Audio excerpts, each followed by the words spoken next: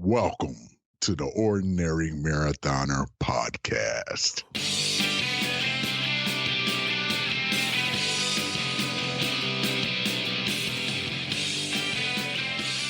Hello and welcome to the Ordinary Marathoner podcast. My name is Coach Scott. I'll be your host today. Guys, I got a great show for you today. I got a great guest, amazing story coming at you in just a few minutes. First things first, as always, you can find this and the back episodes of our podcast at our website, ordinarymarathoner.com.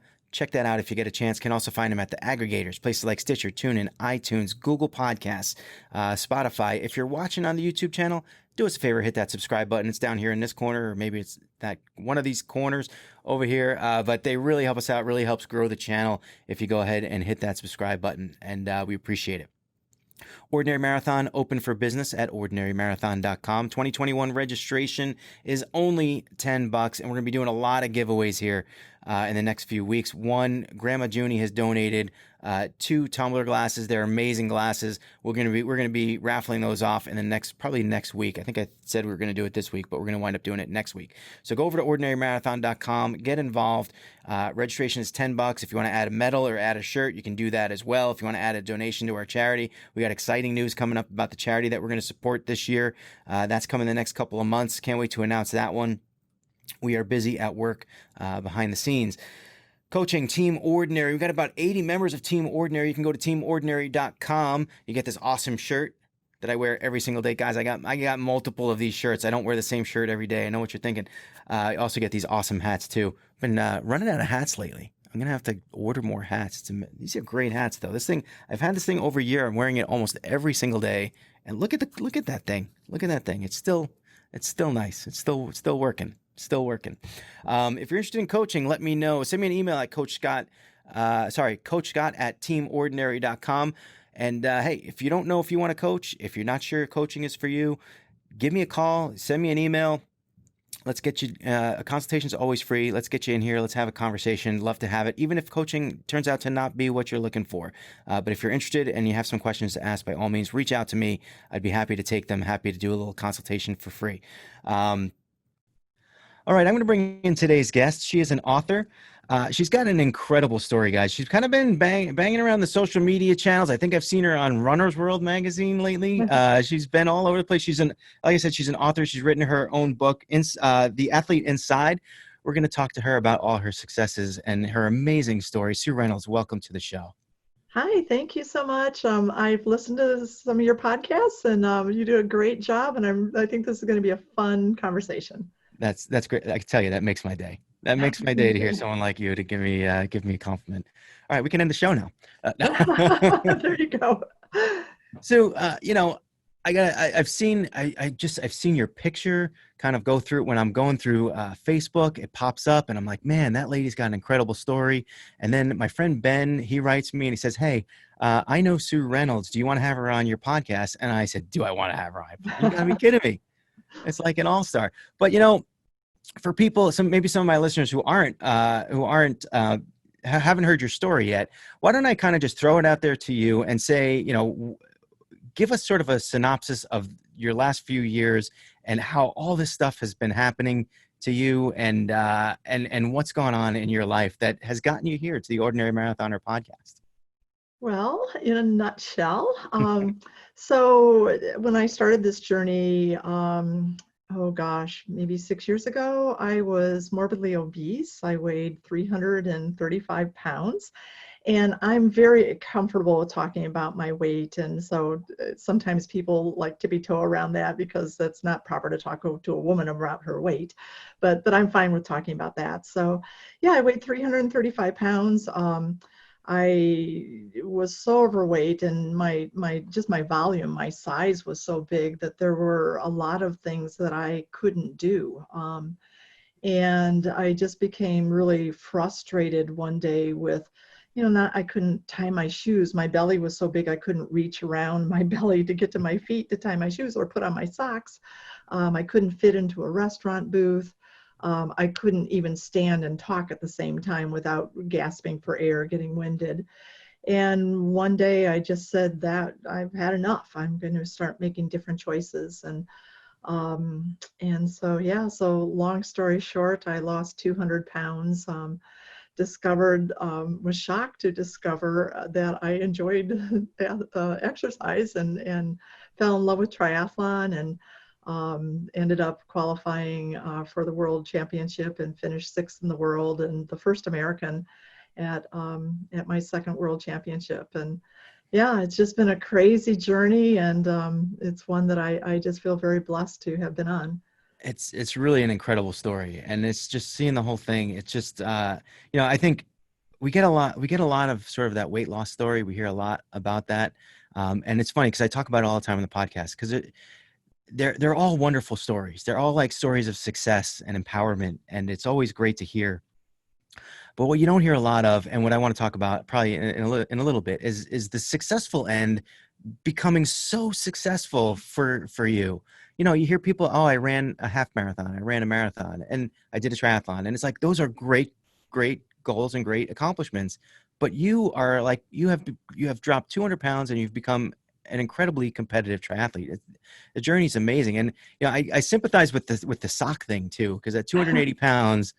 I had trouble putting the socks on, and it was like I would kind of have to get them on. I'd breathe heavy.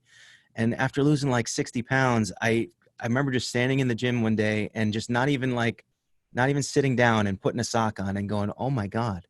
Yeah. Like sometimes it's the little things that just make the difference. And you're like, wow, this is like, I'm living life now. How, how did you initially just decide one day, all right, this is enough. Like this has got to change. Yeah, so I had been overweight all of my life, and this journey started when I was 60. So, and all my life I had tried different diets. I probably have failed at dieting 50 times. And my friends will often ask me, they'll say, why was it successful this time when you failed all these decades to try to lose weight? And I think because when I was trying before now, I wanted to lose weight for the wrong reason. My why wasn't the right why to keep me on task. So, and what it was back then is I wanted to be thin because society told me that attractive people were thin. And so that was enough of a why to get me started with losing weight. But when I was tired and there were 24 cookies sitting in front of me, it wasn't enough of a why to keep me going. So I would just abandon the diet and eat the cookies. But on that morning when, and I don't know what it was, something just snapped inside of me. I think I was just so fed up with not being able to do the things that I wanted to do. And so at that point, my why changed from pleasing other people and what society told me I was supposed to be like, to doing something that was important to me, to being able to, not have to ask my husband in the morning to put my socks on for me. Or, you probably had this too, I dropped my keys and then I couldn't bend over and pick them up. I'd have to try to pick them up with my toes. And, Stairs were a nightmare too. Stairs were absolute nightmare, especially absolutely. going up. Yeah, and heaven forbid I'd have a business meeting that involved climbing a flight of stairs, and then, I'd walked in the meeting and couldn't talk because I was gasping for air. So, yeah, so something just clicked. I just had enough and decided that I wanted to be different than I was. So, yeah, I just started making different choices. Yeah, and what's funny, you hear, you talked about how you're not shy about talking about your weight, and then you throw out, that you were 60 years old when you started this. And so, I hear it all the time, like, oh, I'm too old to start. I'm Yeah. too, and not only did you start at 60, but you grew this this new athletic sort of career that you have into such a great success in such a short period of time. It's phenomenal. It's amazing. I still shake my head and wonder, how did Isn't it? this So happen? let me ask you this though. So sometimes I try to ask myself, like, all right, how does someone go from being non-athlete to not only just athlete, but like competitive athlete in such a small period of time? And my first thought is maybe they were sort of athletic as a younger person in high school or whatnot. Did you ever participate in sports when you were younger? I didn't. At my age, when I was in school, they didn't have sports for girls. It was before Title IX, and I can remember being in middle school, and when we had PE, they would take the boys to the gym to play basketball, but they thought basketball was too strenuous of a sport for girls, and so they would take us to the home ec room to square dance. So as a girl, I never had a chance to play sports or to discover if I liked it. I often wonder, had I been born in today's world where girls play sports, how different my life would have been if I had discovered at age 10 that I, really liked sports. But yeah, so no, I never played sports in school, and never did that. I just didn't have the opportunity to. So it was at age 62, a couple of years into this, that I discovered, oh, I kind of like this.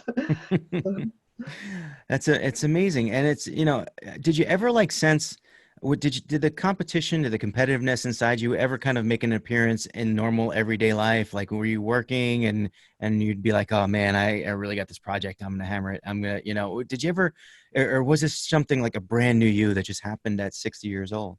Yeah, that's a really good question. And actually, it's the question that's never come up before, but I think it's All right, a new question. I'm original. yeah, no, I think it's really interesting because I've always been a hard worker. So in my career, matter of fact, that's one of the reasons why I gained the weight all to begin with. In my career, I founded a nonprofit that helps community organizations and schools change the culture of their communities to help kids. And it was just a passion of mine. I felt like I had a mission. And I often would work all-nighters, 2 or 3 a week on my job, not because I had to, but because I thought that the work was so purposeful. And to stay awake, I would eat. So I might, eat 3 dozen cookies and a big pound bag of M&Ms in one night, just trying to stay awake. And then I'd have a carb crash, and I'd have to eat some more to stay awake later. And the weight came on. So to get back to your question, I've always been a hard worker, I think, and had a fairly decent work ethic. But outside of sports, I think competition is kind of frowned upon. I mean, it's not, I wouldn't go into a business meeting and, compete with other people in the business meeting. And in that kind of situation, we want to work together and join forces and all be on the same page towards the same mission. So in terms of competition, no, but in terms of working hard towards a mission, towards a goal that I thought was important, yes, I think I've had that a lot of my life. Yeah, and so I think I find out what's so interesting about that answer is that when it comes to our sport, running, triathlon, that kind of thing, and it's funny, I talk about this all the time, so I don't even know why I framed the question that way, is that we have competitiveness within our sport to a certain degree, but typically most people that show up to a race, they're not there to win it. And so there's some that think that they can win it, but most of us are just trying to beat our own records or finish the race, get a medal, whatever it may be. And we are supporting one another, and it's a team effort. And I don't care if I'm going to do a race and Sue Reynolds is at that race. I want you to do well. I'm not looking for you to for you to crash so that I can beat you or anything. Like I want you to do well. You want me to do well. And it's kind of like this amazing environment that we have within our sport. And so when you say you have you had that desire to work hard, but not necessarily, you didn't really pinpoint it as competitive. It's sort of like what we do. We train hard. Yeah. We're competitive with ourselves. We want to do better for ourselves and ultimately, but we also want other people to do better for themselves too. I find it's a unique culture that we have in the sport. What do you think? Absolutely. And it's one of the reasons why it's probably the main reason why I fell in love with triathlon. I think the culture of the triathlon community, and really any endurance sport, cycling or running, I think that just the culture of kindness and the desire to help one another is just huge. I just love that about endurance sports. And I also think that endurance sports, there's different levels of it. I mean, when I started in my first few triathlons, I was just trying to get across the finish line. I mean, I didn't care how fast I went. I walked, and one of the things I look back on and laugh is in my first transition between the swim and the bike, I sat down and ate a sandwich and brushed my hair. I didn't care how fast I was going. I just was hoping that I'd get across the finish line. Um, and then you transition to competing against yourself, just working for a personal best, and everybody's and then for some people, they decide they want to try to compete to see if they can do better than others. But at whatever level you're at, it's wonderful. If you're just out, having a good day with a bunch of people and out for a little exercise and just try and get across the finish line, that's wonderful. And if you're trying to set a PR, that's wonderful. The other thing I love about it is that, we can be on the same course as people that are elites or Olympians.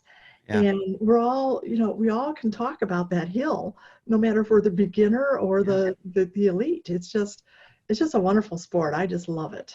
That, and that's a good point too, because I remember when I went out onto the New York Jets football field, they kicked me off. But if I go run the New York City Marathon, I'm right along there. Yeah. I'm right along there with everybody else. It's kind of an interesting point that you make. I heard you telling some of your story on an earlier podcast that you did. And one of the things that you talked about was going to like your it might have been your first race or your first group of races, and being worried about what people thought when they saw you, and your bigger size, and Yeah. and Yeah. um I'm trying to think of how I wanted to phrase this, but I think one of the things that I remember being at the starting line in a similar situation, thinking, oh, I hope no one's looking at me, and I didn't really care where I finished, but I just wanted to finish, and I was happy that I could finish. But I think, now when I see people who are a little bit overweight at that starting line, if you see someone who shows up at 300 pounds and sitting on the starting line, do you approach them and say anything? Do you cheer them on?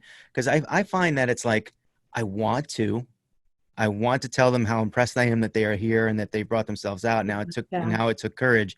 But I feel like sometimes it's almost like they don't want that. They don't want to be recognized. They are there. They know that they're there for a reason. And I mean, have you ever thought about that, or do you talk to people when they show up to the starting line? Yeah, no, I understand exactly what you're saying, because you want to encourage them and let them know that you understand how hard this is when you're carrying around an extra 200 pounds or whatever. At the same time, you don't want folks to feel like you're singling them out because they're overweight. So Right. yeah, that's what yeah. Exactly. Yeah, so what I've just thought back to what made me feel good, and that was when people cheered for me just like they would cheer for any other athlete. I can remember in my first triathlon, in the run, I was like dying, and I can remember a gentleman saying to me, "Good job, runner." And that was the first time anybody had ever called me a runner. And I just thought, oh my gosh, he called me a runner.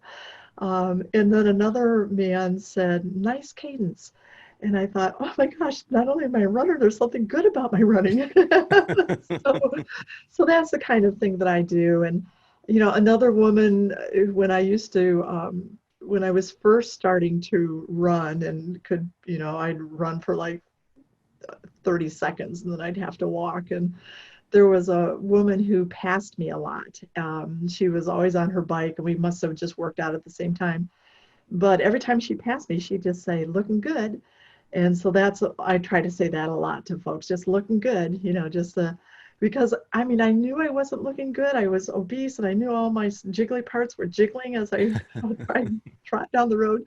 But every time she said that, I just like stood up a little bit more and thought, I'm looking good, Yeah, so it's like that. It's like just enough encouragement without judgment. I think yeah, it's like it's kind of yeah, like that, but it's sometimes it's like yeah. a hard, line to draw sometimes. But And I suppose that other people that are overweight, I mean, they're just like maybe you and I were, that it's having somebody acknowledge that you're doing something athletic and treating you like an athlete. yeah, That's huge. I'm sorry, I can get into another story here. It was one of my favorite stories. go On ahead. my first endurance event was a 5K that I walked. And it's like you were saying, my son talked me into doing it. And I knew I could walk a 5K, but it was really hard. And when you think about it, carrying around, like people who have never been overweight or a lot overweight, they don't know what it's like to carry around an extra 200 pounds. And I like to tell them, imagine, in a grocery store picking up a 20-pound bag of dog food. I mean, I was carrying 10 of those on my body and trying to run or walk. I mean, it's just hard. In that first 5K, I mean, I know a lot now about red line and heart rate zones. I know in walking that first 5K, my heart rate was at red line. I mean, it was all I could do to keep my legs going to get it finished. But at the halfway point, I'm walking, and I came up to the water station, the aid station, and there were these little glasses of water on the table, and I didn't know what they were for. I assumed that they were for the runners and not for me because I was just a walker. I wasn't doing anything that would warrant that I needed water. And so I passed up the water table and just walked on. And this woman, a volunteer, she grabbed a cup of water and she came running after me and she said, "Here, you need this water." And at that moment, I felt like I was in the Boston Marathon. I mean, she made me feel like an athlete. And I will never forget that moment. I think that was the first moment where I just fell in love with endurance sports. Yeah. And she'll never know. She changed my life. And she'll never know what that little act of kindness did. Yeah. But that was huge. So, Isn't it yeah, incredible? Like sometimes you just have these little tiny moments that stick in your head. yeah, And those are the ones that you're like, man, remember when that happened? Remember, and then it turns out to be like maybe that was like a little bit of the switch that yeah, put you into that next, kind of like, oh, now I'm walking a 5K here. And yeah. then all of a sudden you're doing sprint triathlons. You have no, it's like, how did I get there? How did you make the transition from running to triathlon? Yeah, so the after I did that first walking of the 5K and fell in love with it, I started walking more 5Ks. And then I decided I wanted to try to run. And I mean, I have not run in like, 4 decades. And so I don't even know if I can run. So all by myself, I tried to run. And I'm not really sure what I did, but my RPMs were a little faster and my elbows were bent, so I called it running. But I think I only went literally 10 feet. And then I thought, oh my gosh, I ran for 10 feet. And, then the next day I tried to run for 15 feet and finally worked my way up. So I ran a 5K, and that was just so exciting. I remember I came across the finish line and I hugged this volunteer and I said, "I ran all the way." And she cheered with me. But yeah, and then just started thinking, well, I wonder if there's other things that I could do.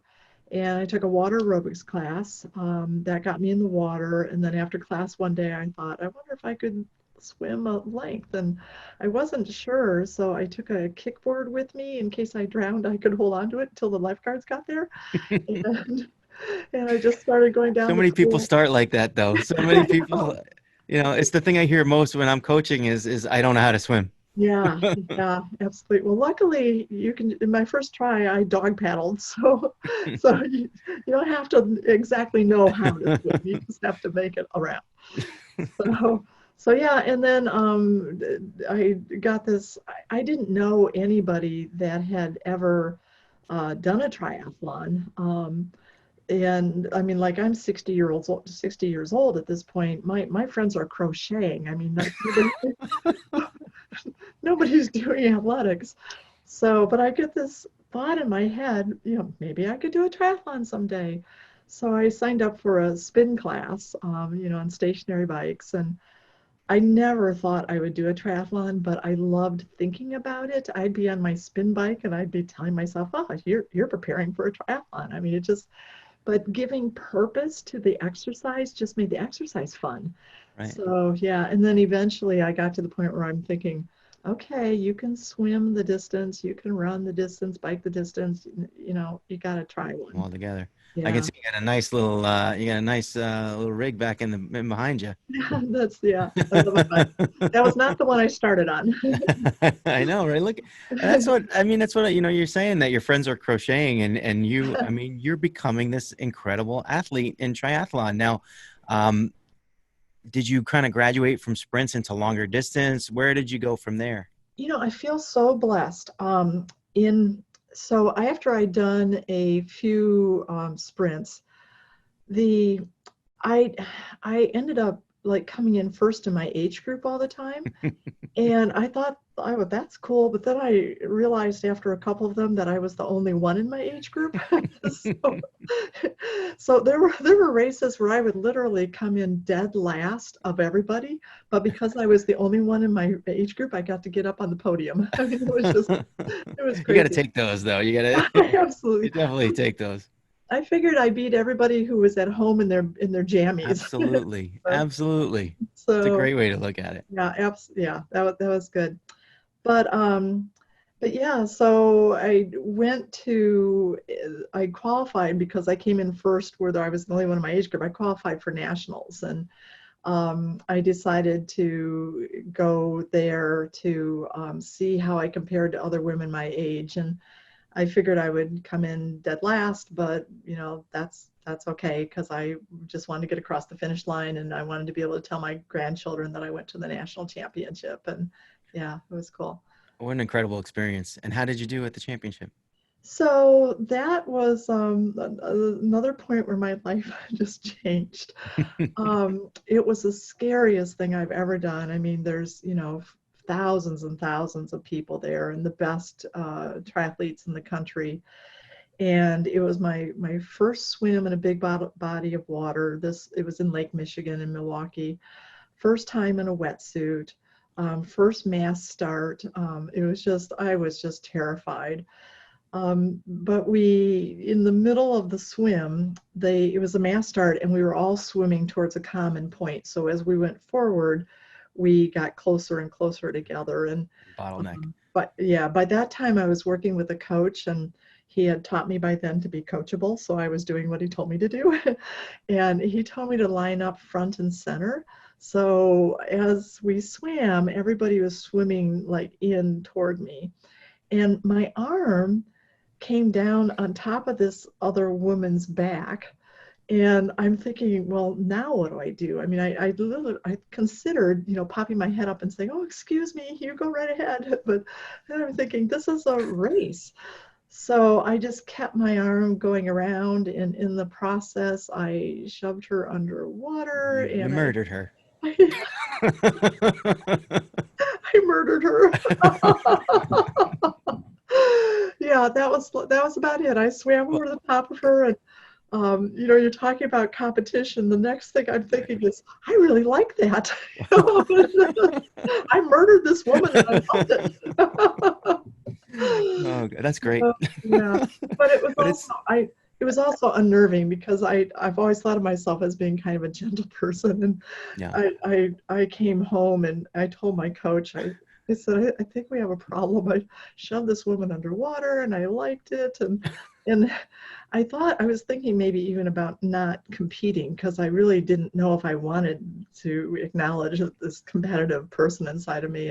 But my coach was like all over it. He was like, Sue, that's a good feeling. That's how we want you to feel. We want that competitive drive. And yeah, so he taught me it was okay to have that monster instinct Yeah, in it is. triathlon. Just outside of triathlon, no. Right. Be nice. Yeah. No murdering people outside of You know, triathlon. it's true though. Like that's the one part of the sport I feel like it's difficult to practice, is that, that clogging in the water where just so many bodies, especially when you're coming together to a common point like that. And you're in, now you're with competitive people, Yeah. you're not, there's no one at world championships that aren't competitive. They're there for a reason. It's not like, you get the weekenders that are hanging out in the back of the line. They're like, all right, let's go. And they kind of spread out, and they, that's kind of like, some of the races I've done, just going in the water, I try to stay wide just so I'm not in that bottleneck. But, I think to a certain degree, and I think you learn this over time, and you've probably, I'm sure, learned it, is when you're in that congestion, you just got to expect it. And no one means to do it. You don't mean to dunk someone, but your arm is there and you can't give him any more space. And it's just, Yeah. it's one of those uncomfortable things that you just kind of have to live through and work yourself through. Yeah. Obviously you've done a pretty good job, but Yeah, I I mean, think going to it's your first open water swim with your first time in a wetsuit and have it be world championships. So Yeah, yeah, yeah. That was nationals, and you asked how I did. I thought I would come in dead last, but I ended up being middle of the pack.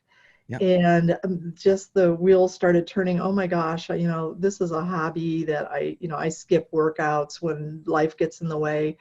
I started thinking, what if I took the work ethic that I've put into other areas of my life and applied it to triathlon? right. What would happen?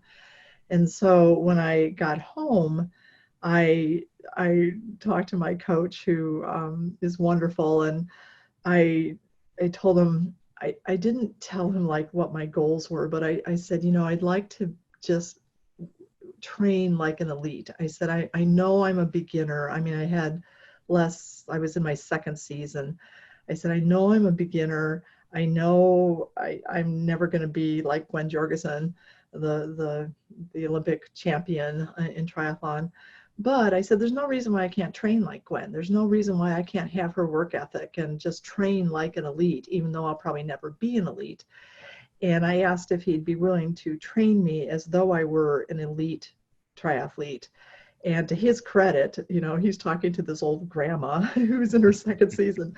He said, "Sure, I'll do that."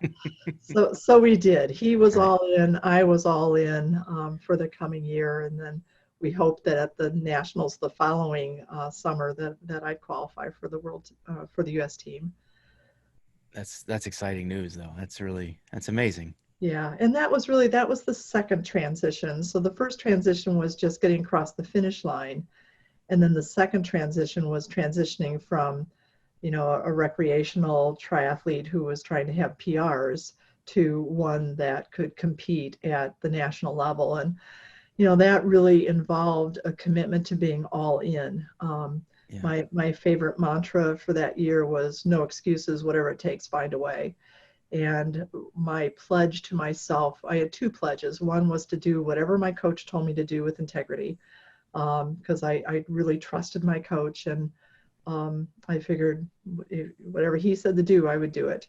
And then the other one was, if I could think of anything that would make me faster, I had to do it, whatever it was. And if it was boring or, whatever it was, Put away the M&Ms. yeah, yes, put away the M&Ms. Yeah, and that was part of it. I mean, that, Yeah. in the beginning, the motivation was to being able to tie my shoes, but then I knew that every 5 pounds I lost, I would be faster in the run. So, Yeah. yeah, so So that became let part me of the ask you motivation. this. Knowing how far you've come in such a short period of time, do you ever look back and say, man, I wish I would have gotten into the sport a little bit earlier? If you would have saw yourself at, say, 35, 40 years of age, what advice would you give yourself, or would you have had it any other way than the way it's gone?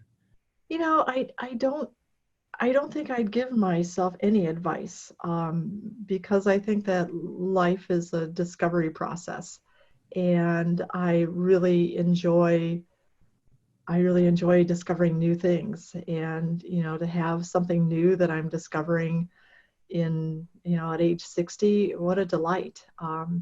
So yeah, I think I just try to find joy in each day, and I just feel very, very blessed that I have found this now. And there are triathletes who are still competing at age 90, so I'm just a youngin.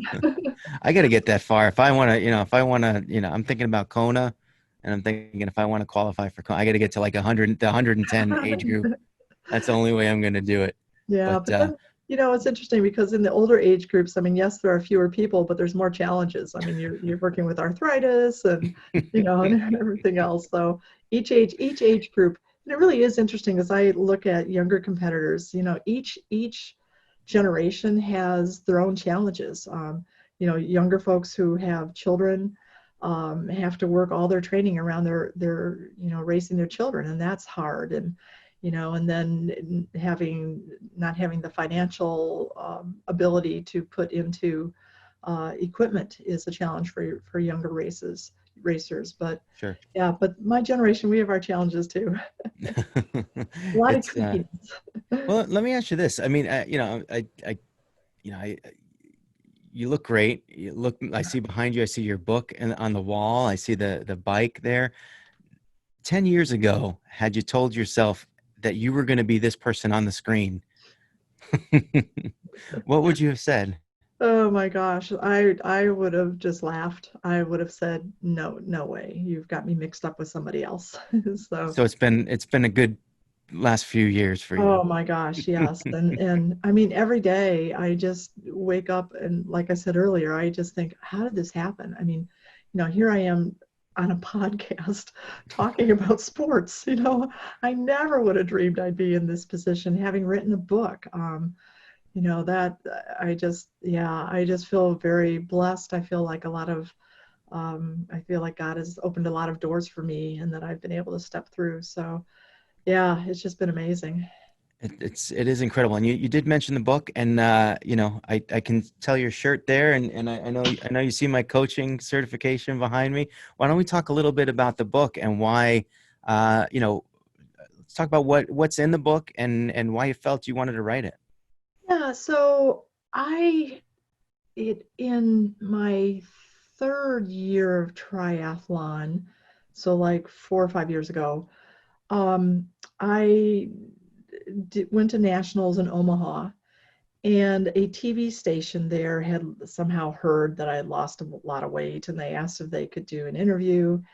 And I thought, who would be interested in hearing about me? What a boring story that would be. But I agreed. And the TV station, somebody, and to this day, I don't know how this happened, but somebody took the video footage from that and turned it into a little 30-second video about my journey and put music and captions on it.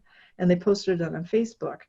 Well, it went viral. It had 300,000 views Jeez. and just, I mean, hundreds and hundreds of shares. And it occurred to me that there was an interest and that I could use my weight loss story as a platform to share messages, and started thinking about what those messages might be. And one message that I am really interested in sharing is just about the power of kindness, like we were chatting about before. That's really important to me.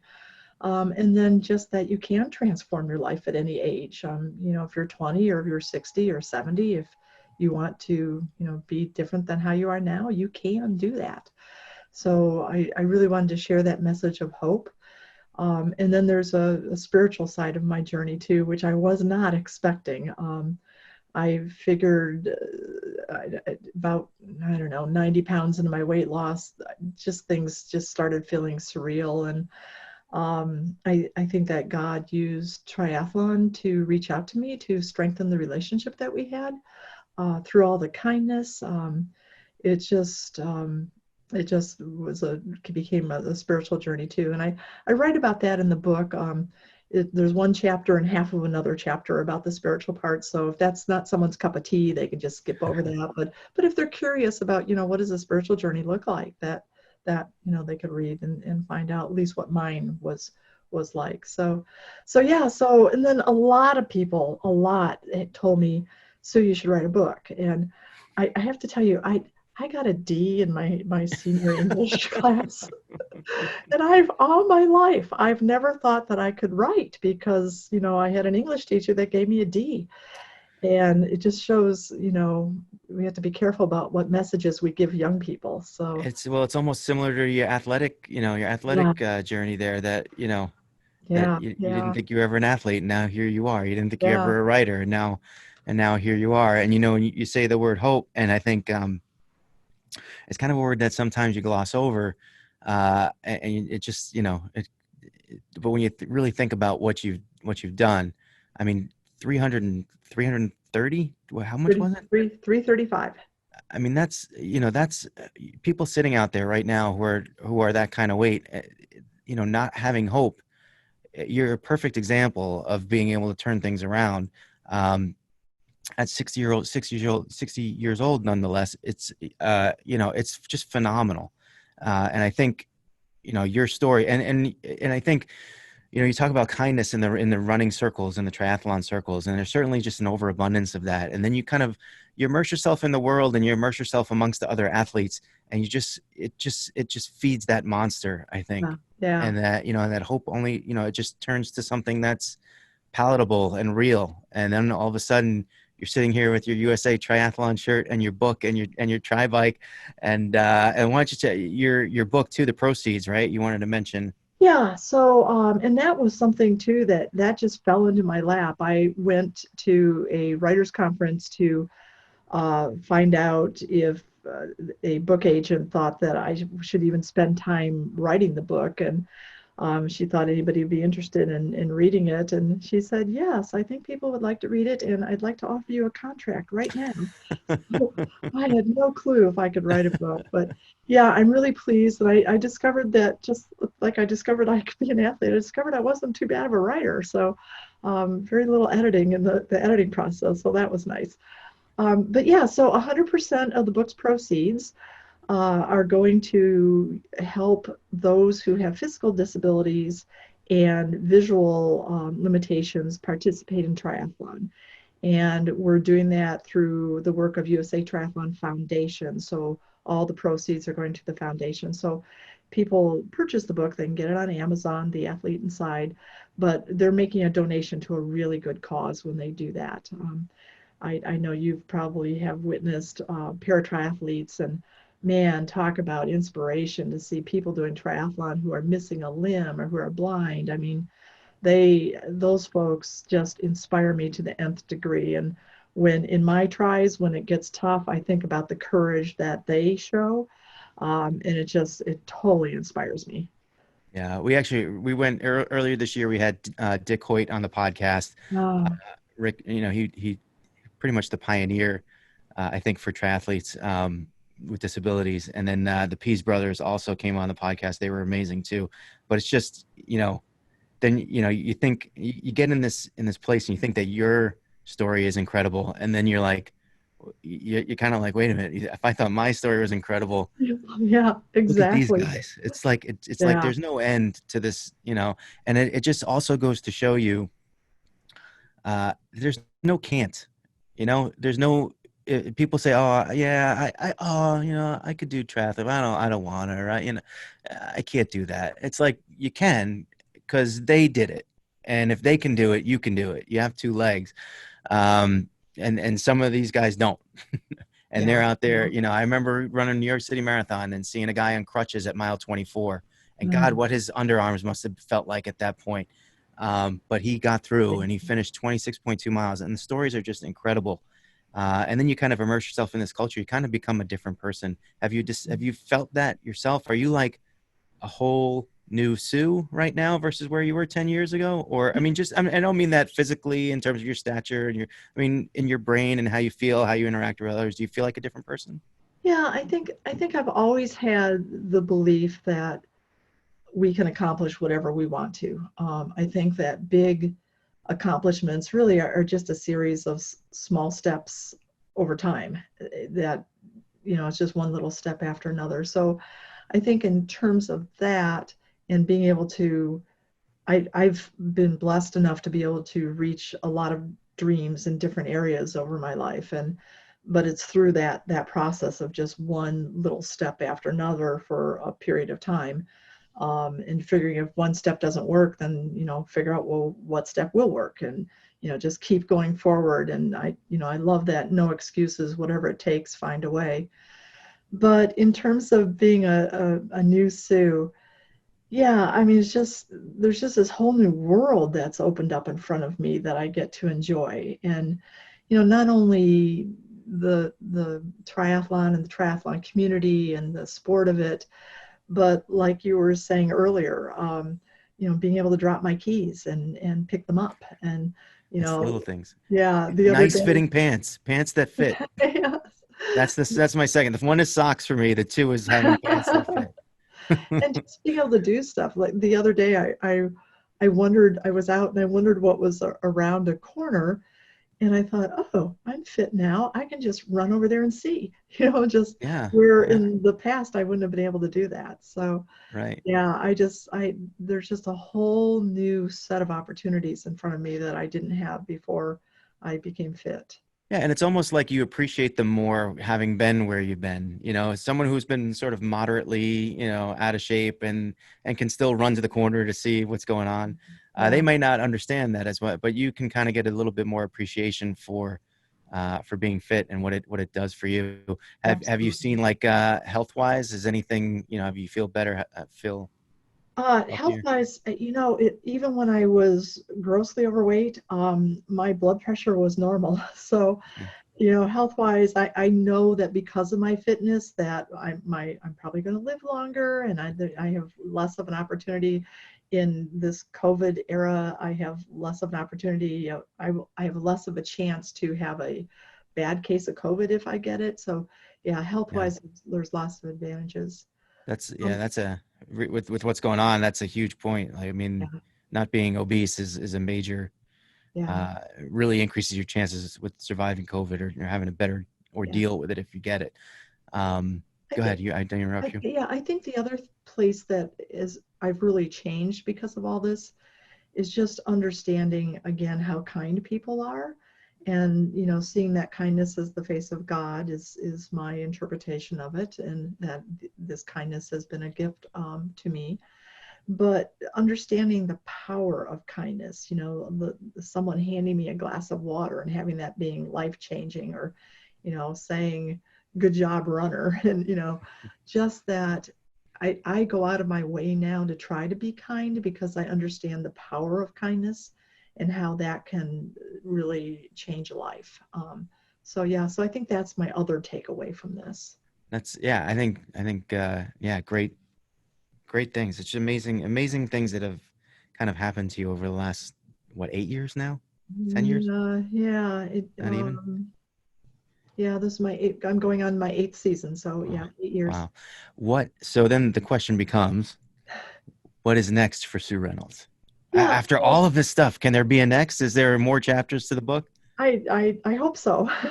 So, I mean, actually, so many people have said we want to know what happens next. I started a blog so that they could follow what Where is happens that? next. Why don't you tell us where that is? So my website is SueReynolds.net, and that has links to all of my social media links, and then my blog. And there's also in my job before I retired last summer.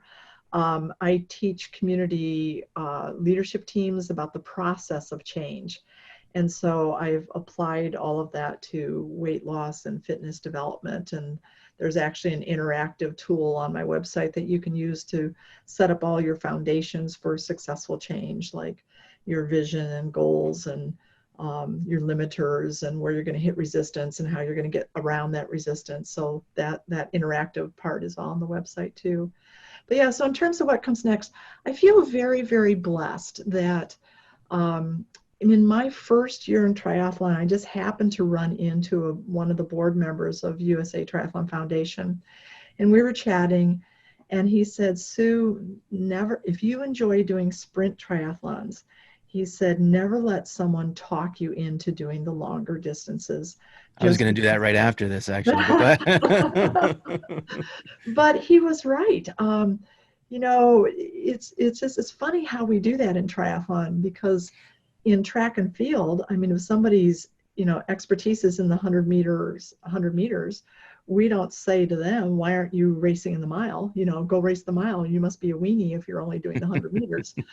But I think in sprint or in triathlon, we tend to do that. It's like now you've done sprint, now you should do Olympic, and now you should do half iron. And um, so I love doing sprint. I'm going to stick with sprint. I did do, just out of curiosity, I did a half Ironman last fall. And it was just a fun race, and I wasn't going to race it, but I had a really good swim, and my bike was just much better than I thought it was going to be. And so in the start of the run, I thought, maybe I'd like to run hard on this. I ended up qualifying for Worlds in the 70.3 free distance. So Oopsie. I know that's why, that's why for people that have dreams that seem like they're way out of there, you never know what's going to happen. So yeah, so I qualified, but then I had to think, do I want to be a 70.3 half Ironman athlete, or do I want to be a sprint athlete? And I just love sprint. I love the challenge of racing at red line, at the intellectual challenge of knowing where red line is. My problem was not going under red line. My problem was going over red line, and then I would not make it to the finish line. So yeah, so I had to like figure that out. So my future is more sprinting.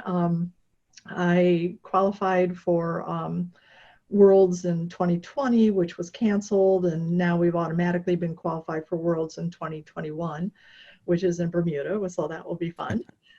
So yeah, so that's where we're preparing right now. I canceled all my races for this year, and that allowed us a really unique situation where I'm fit and working on technique. Normally we work on technique in base phase where I'm not as fit, and so, but so I'm at my race fitness, but it's all technique work right now. And then hopefully we'll see what happens at Worlds next year. So. Well, we wish you the best of luck. I can't wait to see how you do. I expect to see you come across my Facebook page a lot more often in the future. It's an incredible story that you have, Sue. You should be very proud, and you tell it so well too. You're a great guest. I really appreciate you spending some time with us today. Well, thank you very much, and I enjoy your podcast. I subscribed, and I'll be a regular listener now. I love the conversational way that you do, and you've got some great guests that I've really enjoyed listening to. So, thank you very much, and good luck to you. I'll add you to the list of great guests that we've had on the show. I really appreciate it, and thank you so much. Thanks for the good wishes, and next time you write a book, let us know, and we'll be happy to have you back on the podcast. That sounds great. Thank you. All right. Thanks so much. Ladies and gentlemen, that was Sue Reynolds. What an amazing story. What an incredible transformation, athletic journey from 335 pounds to world champion. It's an amazing story. That being said, we'll talk to you guys later on this week. We'll have another show coming your way. And remember, every day is an ordinary day unless you make it extraordinary. So get after it.